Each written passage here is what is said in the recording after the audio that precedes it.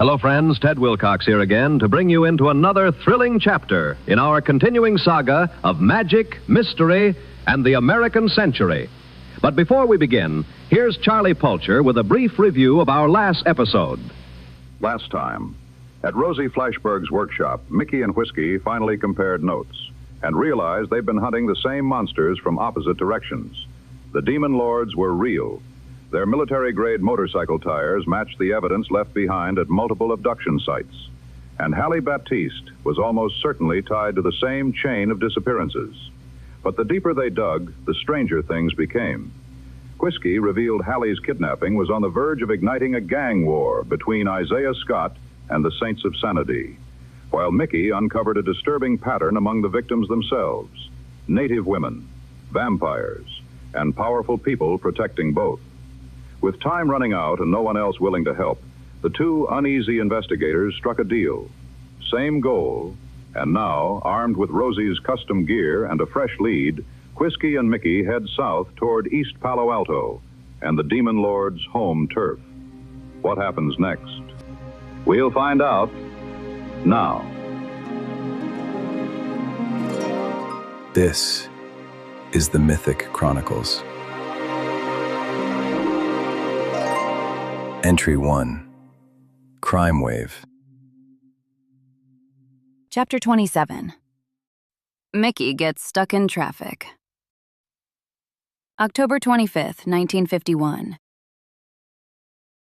So this Greta, was it? Mononobe continued in that same quiet, I'm so humble, but really not because I'm a mysterious monster voice of his. Mickey shook her head as she washed down her last fry with a sip of soda, inching the Super Deluxe through the gridlock that had once been the Bayshore Freeway.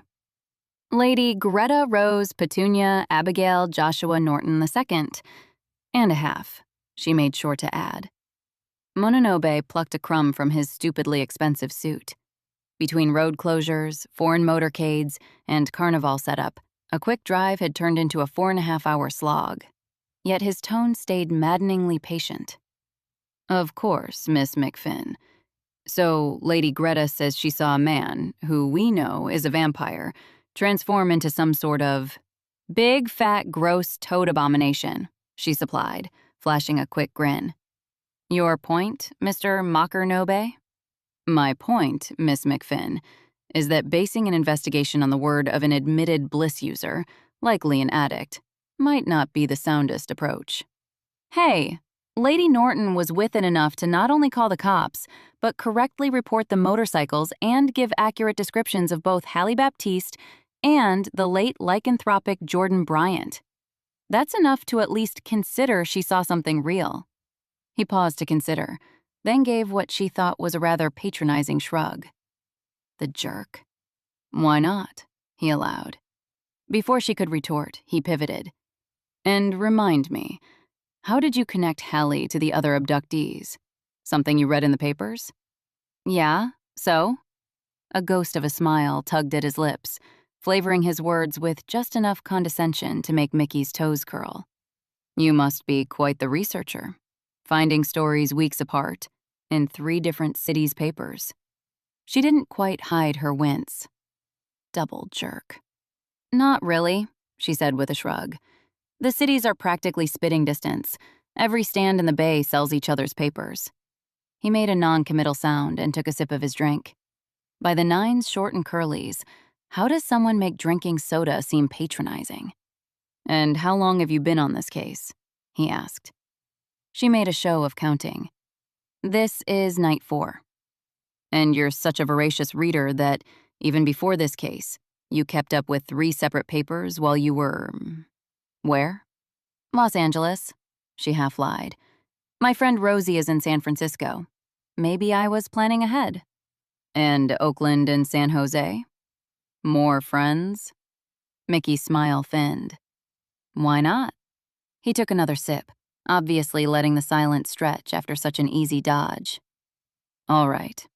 Let's say you stayed abreast of the news. You buy the papers, read them, see the East Palo Alto abductions, remember 3 other stories about seemingly random crimes, and connect the dots. Just like that? Mickey's grin widened. As hard as it may be for you to grasp, some people are actually good at their job, Mr. Mono-Haughty. Is it because I'm a bounty hunter? A woman? Or are you just the garden variety egomaniac? He raised a hand. No need to get defensive, Miss McFinn. I'm simply stating the scenario is remarkable. His periwinkle eyes gleamed. It would make much more sense if you had a source. This time, she didn't bother hiding her wince. Triple jerk. Rather than answer, she drummed her fingers on the wheel and focused on the brake lights ahead. Perhaps, he continued, his voice like a slow screw turning. You're holding back. Perhaps someone with connections pointed you in the right direction. Someone from the papers? Mickey's breath caught. She exhaled, just a little shaky. I'm sorry, she said. I can't. His brow arched. Can't, Miss McFinn? Can't what? She turned and met his gaze. He nodded, encouraging. I can't think of any more good alternates to your last name, she said. I'm running on empty. He blinked. Froze. Then his lips twitched into his first genuine smile as he took another quick sip of his drink. Huh, she exclaimed, pumping her fist. Chalk one up for the good guy. Did you really think the interrogation act would work? Pfft. Your kind is nothing if not predictable. His smile faded. She rolled her eyes. Oh, don't go all broody on me. I'm talking about men, not... She waved at him. All a girl has to do is show a little insecurity, and you macho types assume she's putty in your hands. And what do I gotta do to get you to call me Mickey already? All this Miss McFinn nonsense is driving me crazy. He didn't smile again, but his jaw unclenched. All right, Mickey, he said, leaning back. I relinquish the floor. Your turn. How kind of you, she said, taking a moment to bask in the minor victory and decide how to frame her next question. Over the course of their excruciatingly long drive, they'd shared enough about the case to patch a few blind spots. Helpful, sure, but it was clear they'd both held things back. With the info dump exhausted and nothing better to do, they'd spent the rest of the drive trying to coax the other into giving up what they'd kept hidden. Mickey's unstoppable force of personality met Mononobe's immovable politeness, turning it into a game. Of course, it was all an act. She glanced at the thing that had asked her to call him Whiskey, suppressing a shiver. What in all the hells is he? At Rosie's, when he'd talked about stopping the gang war, he'd seemed so earnest. The thought made her recoil. She would always remember the truth she'd glimpsed. That memory was seared into her mind. Something within him hadn't just seen her. It had attacked her. Does he know what I saw? He hadn't shown any awareness of her glimpse, but creatures like him, whatever he was, were experts at masking thoughts, motives. Even now, he didn't seem to be wearing a guise. No illusion magic. The darkness she'd seen cloaking him at the park, and again at Rosie's, was gone. And that was the problem. There were things out there that could hide from her sight, but to have glimpsed it, felt it with an intimacy beyond anything she'd known, then for it to vanish, that wasn't just irksome, it was terrifying. If Mononobe was able to conceal himself from her, why keep up the act? Was he toying with her? Was he waiting for her to lower her guard? Her questions stacked, tilting her toward a tailspin. She tightened her grip on the wheel. Easy, Mick. You have a plan. Stick to it. She didn't need to know what he was. Not yet. She just needed to make sure his focus stayed pointed at the other monsters and away from her. Just do what you do best. Play the part till it feels real. So she forced a breath, straightened her shoulders, and pasted on a smile. Remind me again, she said, why you don't think either George Baptiste or Isaiah Scott, both bad guys, are involved in Hallie's abduction? I said I find it unlikely they took Hallie, Mononobe corrected. Both their behaviors have been too strange to dismiss, and each stands to gain from a war between their groups. Isaiah wins by removing a business threat. George by reestablishing dominance over his territory. I'd be a fool to rule out either's involvement. Uh-huh, Mickey said. And you learned about Hallie's family situation, this falling out, from who again? A friend? You got ties to these saints of salami? Saints of Samedi, he corrected, polite smile never reaching his eyes. And I don't recall mentioning it. That's right. She gave him a long look. And this relationship? Does it extend outside the law, Mr. Mono Holy? She blinked in mock surprise. Well, would you look at that? I thought of another one. His smile turned patronizing. He developed a callus against her antics annoyingly fast. Mickey, I'm a consultant for the Federal Bureau of Investigation. Do you really think they'd hire someone with ties to an illicit group like the Saints? What could they possibly gain from such a relationship? She snorted.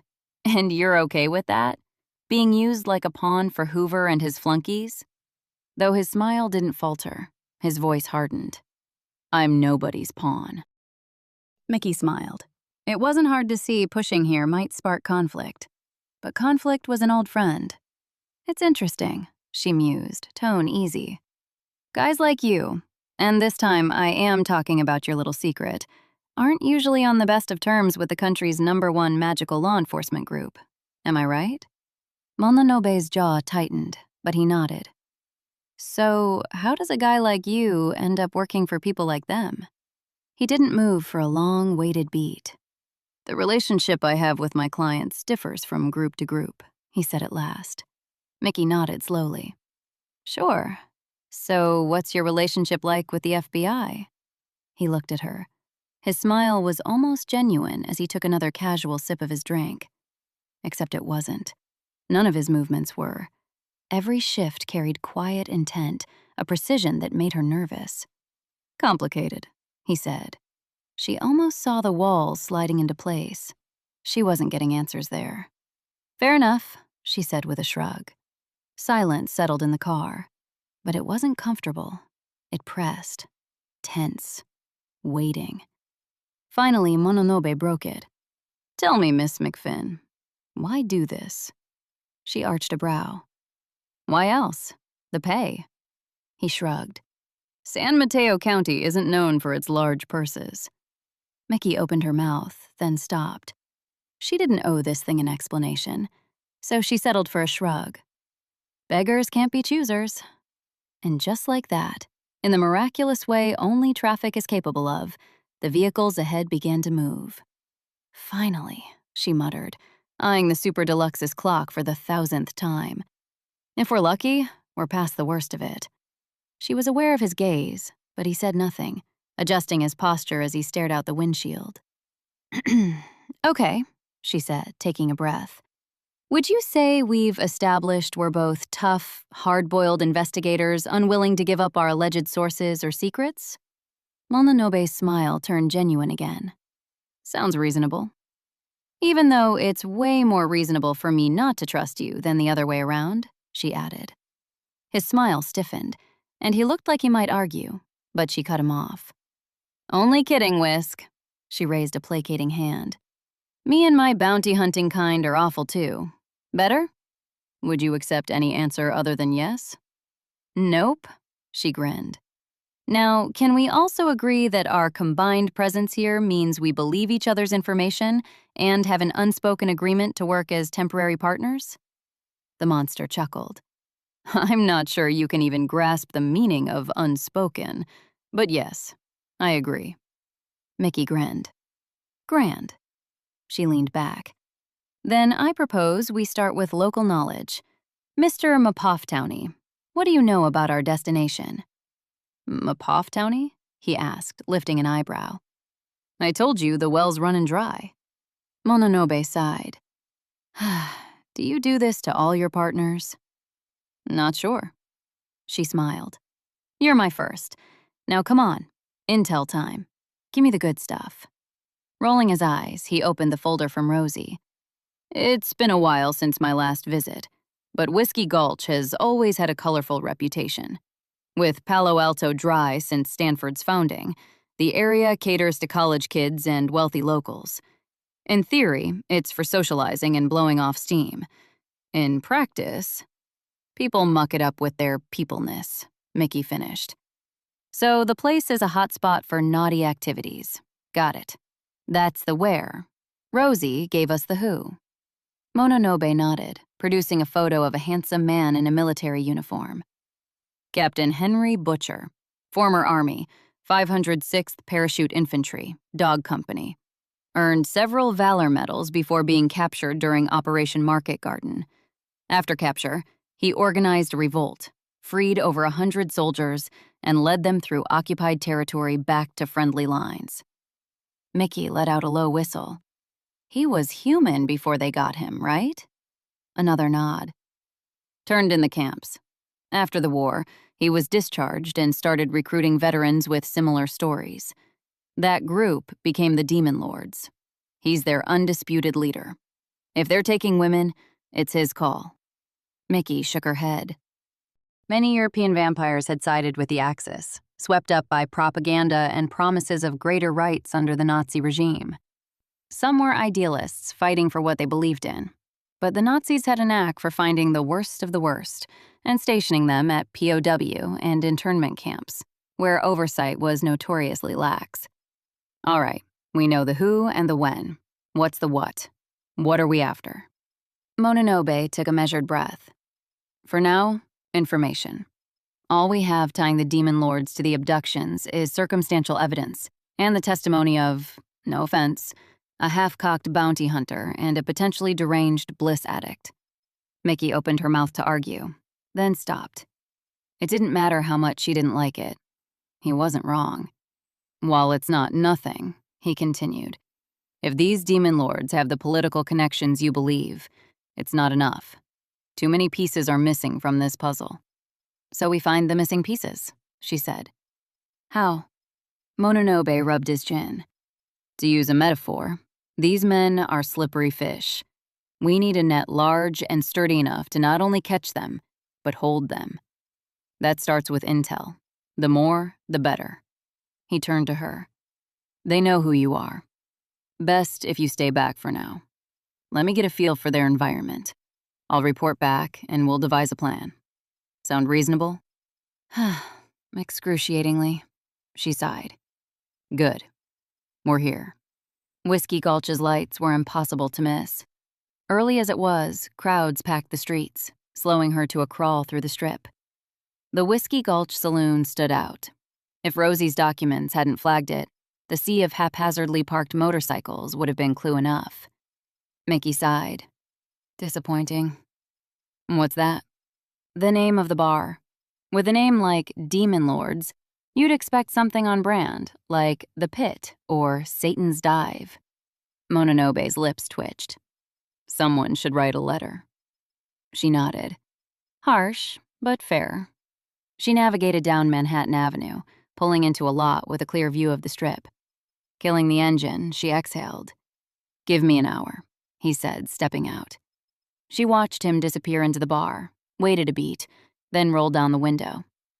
Cool, charcoal-tinged air swept into the cab. Bullet? She whispered. Here, boss, came the familiar alien voice. Mickey exhaled in relief. By the 9, I was worried sick about you. Sorry, boss. Hard to get close with your new partner around. Bullet, I can only have one partner. He gasped. You're replacing me? She rolled her eyes. Of course not. Now tell me, what did you learn tailing him? Well, he hedged, not much. For a scary monster, he didn't do anything particularly monstery. Just went to one place after the park.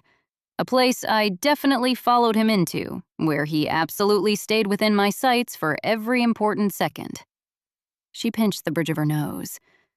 Bullet, I get the impression you aren't telling the whole truth here. A snuffling sound came from behind her. Hey, do I smell food? What? Takeout. Burgers, fries. You promised we'd get some for the good job I did, remember? Mickey smacked her forehead. Damn it, Bullet, I'm sorry, I couldn't... He gasped again. First, you replace me with Mr. Scary, then you eat with him, and now you don't get me any? His voice wobbled with exaggerated heartbreak. Why, boss? Why? Bullet, she started, but he cut her off with a loud theatrical sniffle, followed by equally dramatic whimpers. Sorry, boss. I only tell the whole truth to my partner, she groaned, glancing guiltily into the rearview mirror. I'm really sorry.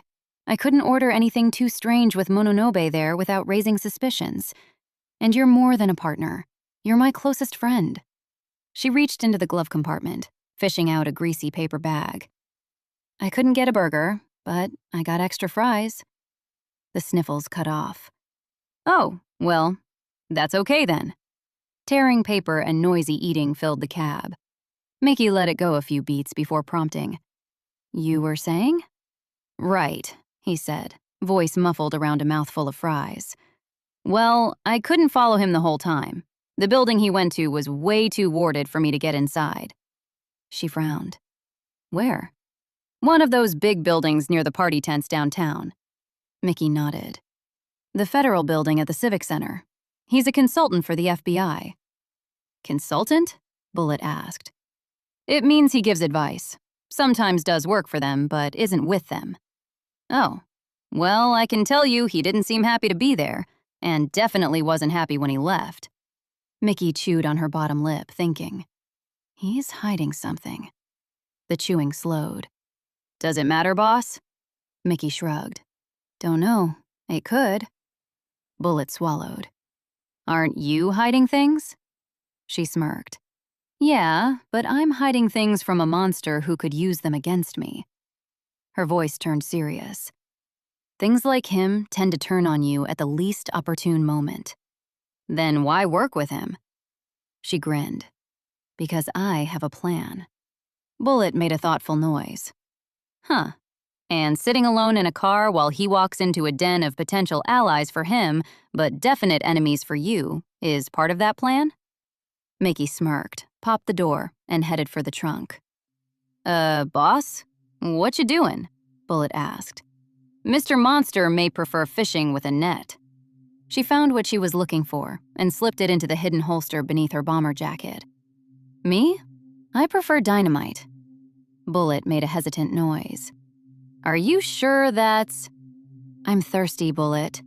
She shut the trunk with a solid thunk. Think I'll get myself a drink. And with that, she strode toward the bar.